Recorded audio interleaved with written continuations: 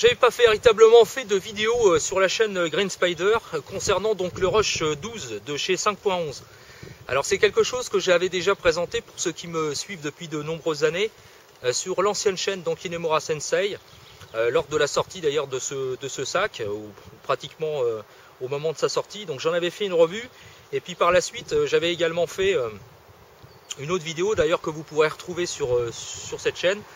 Je vais vous laisser le lien comme à l'accoutumée dans le coin pour que vous puissiez aller voir. C'était sur le Rush 24 Responder, donc qui reprenait quand même plus ou moins le même concept, même si on était dans un volume bien différent et surtout dans un ensemble, un coloris qui était et puis des utilisations qui étaient bien différentes du 12.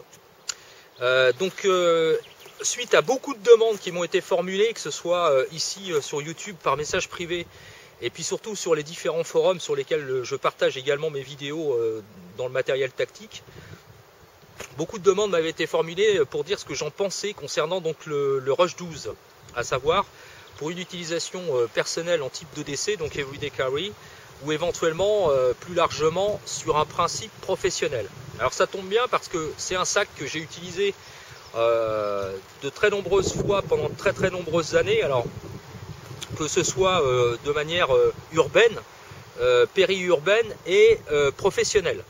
Donc celui-ci a déjà, on va dire, vécu pas mal, il a été rencontré d'autres contrées, et j'ai franchement toujours les mêmes points positifs et éventuellement négatifs à formuler. Ça n'a pas véritablement changé depuis ma toute première vidéo donc sur l'autre chaîne.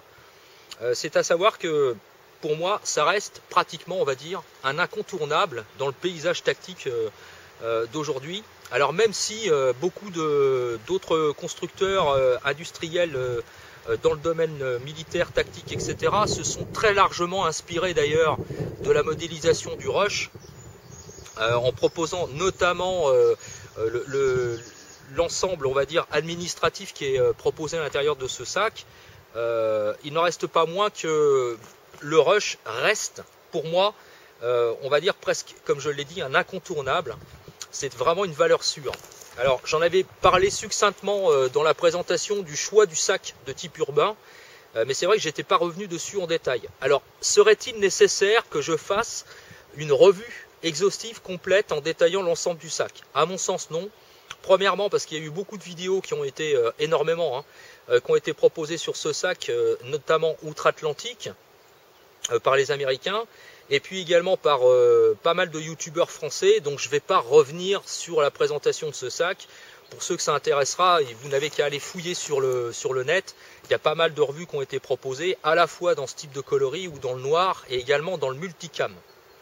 Alors pour revenir à la question d'ailleurs du coloris, et en particulier du multicam, beaucoup de questions m'ont été posées concernant pourquoi y avait-il autant d'écart de prix entre les coloris classiques, à savoir le coyote, le noir éventuellement, foliage, puisqu'il existe en foliage, même s'il est un peu plus compliqué à se procurer, ou en old day green, et pourquoi y avait-il autant de différences avec par exemple le multicam?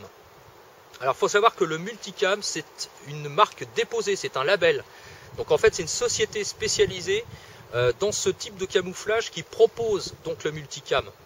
Donc nécessairement tous les industriels du milieu tactique qui font appel à cette société pour l'assemblage de la toile, l'achat de la toile, etc., c'est un surcoût parce que ça demande une technique particulière de façon à ce que l'impression qui soit proposée sur le tissu résiste très bien dans le temps et conserve particulièrement les propriétés anti-abrasives, imperméables, etc. Et donc c'est assez compliqué, donc nécessairement c'est un surcoût et donc du coup c'est répercuté sur la vente et donc sur les futurs utilisateurs. Globalement, il faut compter entre 20 et 30% plus cher entre un coloris standard et un multicam. Voilà. Alors je parle bien de multicam, je ne parle pas d'autres sociétés qui proposent des produits similaires visuellement mais qui ne font pas appel à du multicam. Je pense notamment d'ailleurs, on en avait déjà parlé, avec Direct Action ou Helicontext qui ont leur propre coloris qui s'appelle le camochrome mais qui n'est pas du multicam. Voilà, c'était juste pour revenir par rapport à ça. Pour le reste, au niveau de l'ensemble, les points positifs pour moi et les points négatifs éventuellement qu'on peut proposer. Alors l'aspect positif, c'est sa compacité. On est sur vraiment quelque chose de relativement compact, compris entre 18 et 20 litres. C'est très confortable. On a moyen de mettre, bien entendu, une poche d'hydratation à l'arrière.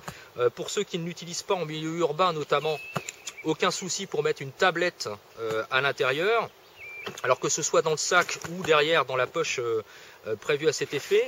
Alors petit truc et astuce pour moi par exemple, quand je suis en milieu urbain, j'utilise la poche pour mettre un sac, tout simplement, tout ce qu'il y a de plus classique.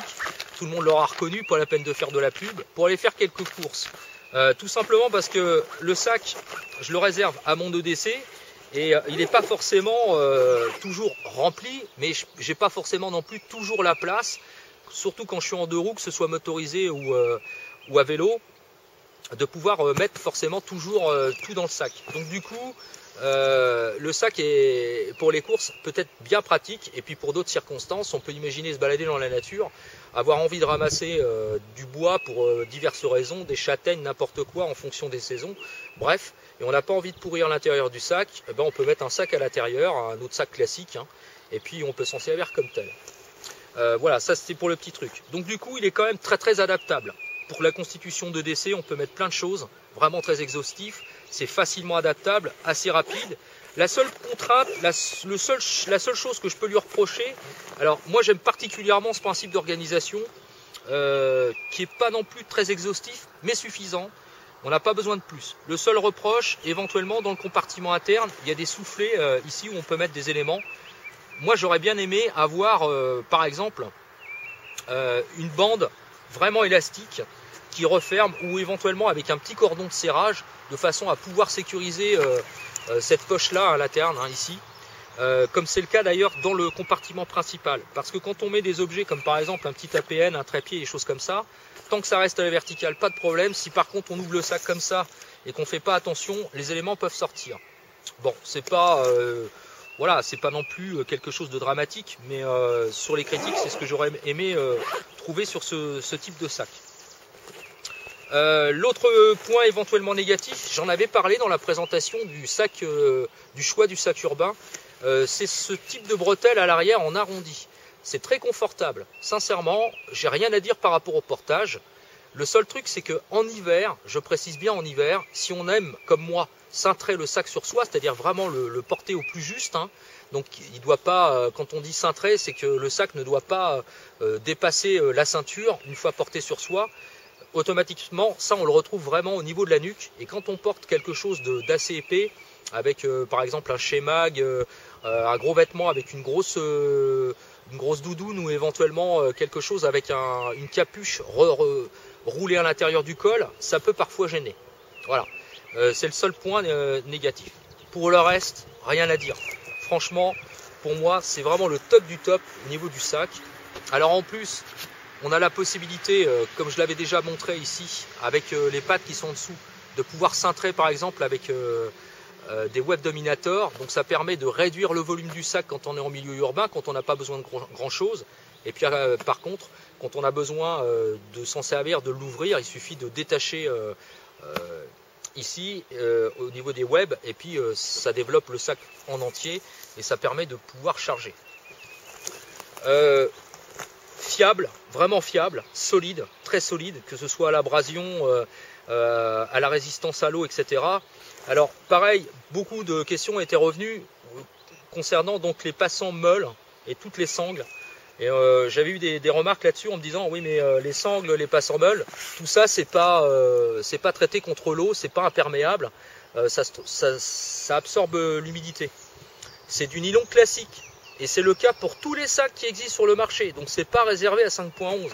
Donc là aussi, il faut vraiment savoir de quoi on parle. Quand on parle de matériel, il faut être conscient aussi et savoir de quoi on parle. Donc tout le type de matériel qui existe sur le marché à l'heure actuelle, avec des sangles comme ça, de type nylon, voilà, ils prennent tous l'eau. C'est sans exception, ça n'existe pas, même y compris d'ailleurs chez des marques qui revendiquent d'avoir du traitement Téflon par exemple sur leur sac. C'est le cas pour la toile, mais pas pour les sangles qui sont dessus. Voilà, donc c'est pas uniquement réservé à ce sac-là. ou à la gamme 5.11. C'est le cas pour tous ceux qui proposent du sac molly, comme ça traditionnel. Pour le reste, franchement, voilà. Pour revenir sur les questions et puis éventuellement les quelques remarques, c'est un sac, franchement, que je vous conseille. Alors, il y avait une modélisation qui avait été faite sur ce sac-là, décliné avec un monobretelle qui s'appelle le Moab 10, qui est un tout petit peu plus réduit et qui était par contre en monobretelle. Personnellement, je ne l'ai pas présenté. Je n'ai pas présenté le Moab 10 ni le Moab 6, alors que je les ai eus en main, je les ai testés, tout simplement parce qu'ils ne m'ont pas convaincu du tout. Voilà. Donc plutôt que d'être extrêmement critique sur du matériel, voire même le descendre, je vois pas l'intérêt. Autant dire voilà, que j'avais pas envie forcément de présenter le matos. Donc je ne l'ai pas fait. Donc si vous avez vraiment du matériel à prendre d'Amport, EDC, même si vous pourriez être séduit par exemple par le Moab 6, alors il y en a peut-être qui vont apprécier ce principe-là. Moi, ce qui m'avait gêné là-dessus principalement sur le Moab 10 et le Moab 6, c'était la sangle de portage qui était très fine, très souple et qui avait tendance à être désagréable au portage, parfois sans mêler. Enfin, c'était quelque chose qui m'avait pas plu du tout. Mais si vous voulez vraiment une valeur sûre dans un tarif pratiquement similaire, parce qu'on est aux alentours d'une centaine d'euros pour le Rush 12, franchement prenez le Rush 12. Vous ne le regretterez pas, c'est vraiment un très très bon sac. On peut passer sans problème, c'est pour ça que j'ai appelé cette vidéo 24 heures avec le Rush. On peut passer sans problème 24 heures avec. On peut mettre des paires de chaussures, donc des paires de chaussures, c'est des paires de chaussures de randonnée comme ça, on peut les mettre à l'intérieur sans aucun problème. On peut mettre un change, pantalon, une veste comme celle que je porte sur moi. À l'intérieur d'ailleurs, pour ne parler que du principe d'emport de ce que je porte moi à l'intérieur, dans le soufflet ici, j'ai ceci. Donc ça c'est une veste Arc'teryx donc qui est compressible contre l'humidité.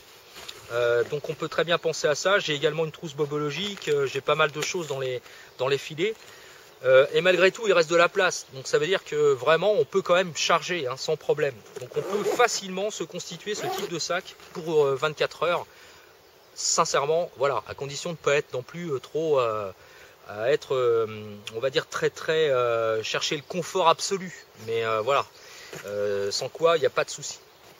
Voilà, donc c'était mon rendu personnel. N'oubliez pas, si vous avez des questions ou des commentaires, c'est comme toujours, c'est en bas que ça se passe ou par message privé. Et je vous dis à très bientôt pour une prochaine vidéo. Et d'ici là, comme toujours, portez-vous bien. Et carpe diem. Salut!